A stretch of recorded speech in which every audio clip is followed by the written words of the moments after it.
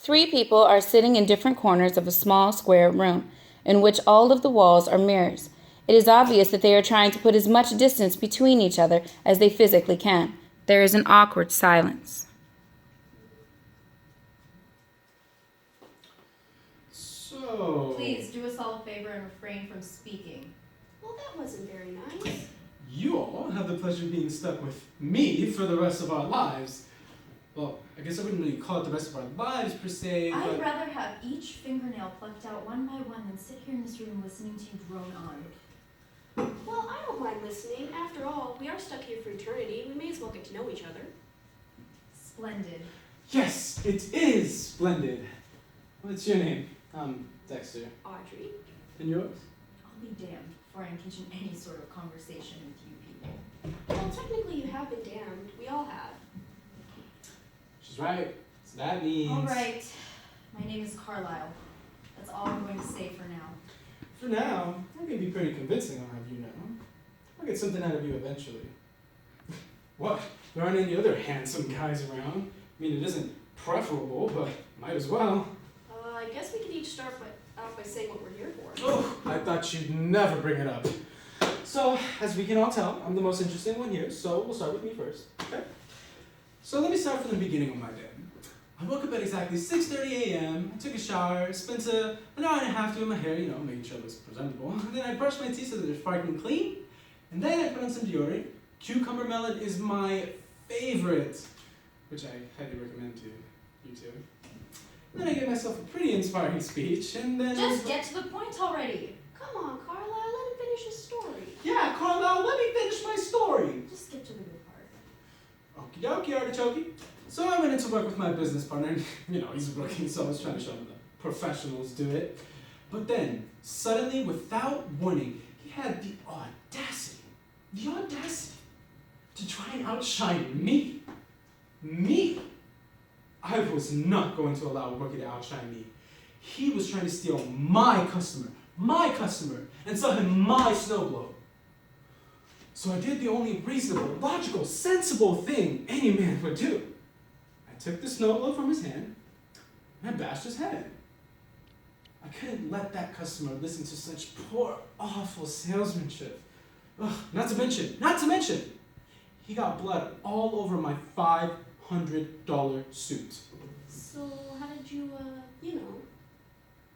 Spit it out. He's too moronic to comprehend what you're saying. die?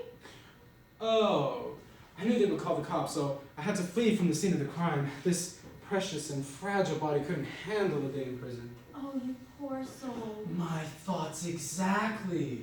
They eventually found me at my home while I was trying to pack my things and leave.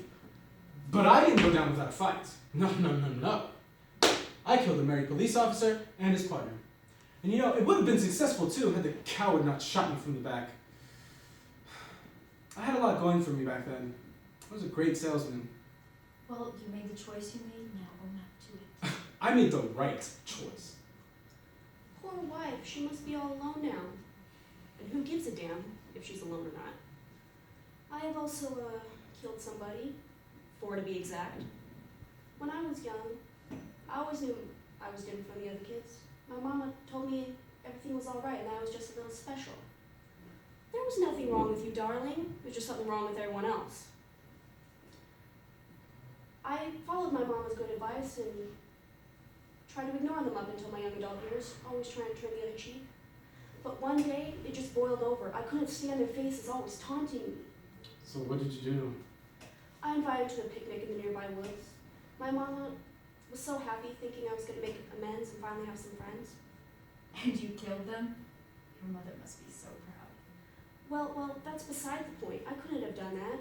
My hands acted on their own. I wasn't in control of my actions. It was you. Can we get back to me now? No, for my sake, we can't get back to you. And maybe this will get you to stop crying. I was married for a few years and I went out one night thinking I was going to stay later than I actually did. When I came home, I found him with another woman. They weren't expecting me and I could say the same for them. I was past anger at that point, so killing them was easy and I don't regret it. I was charged with murder and put to death. Are we done speaking to each other now? Oh, how awful. Your voice actually makes my ears ring. You know, as annoying as she is, she's just trying to be nice. Clearly, you don't comprehend that. Should that bother me? You're both mean, and Carlisle, you're completely heartless. Only because you're so easy to be mean to. You're just like them. I'll kill you. How can you kill us? I mean, look at us. We're in a room full of mirrors in hell. What are the mirrors for anyway? Are you as dumb as you are annoying? Don't you see? We can never look away from ourselves. We constantly have to live knowing what we did. Oh, I don't have a problem looking at myself in the mirror forever. No surprise there. I thought it was impossible, but I think you're both dumber than I thought you were. I'm not dumb. Don't say that. Or what? Are you gonna start crying? Oh, please, don't start with this again. I can't stand her sniveling in my ear. Nobody wants to hear you talk either, yet here we are. Both of you stop.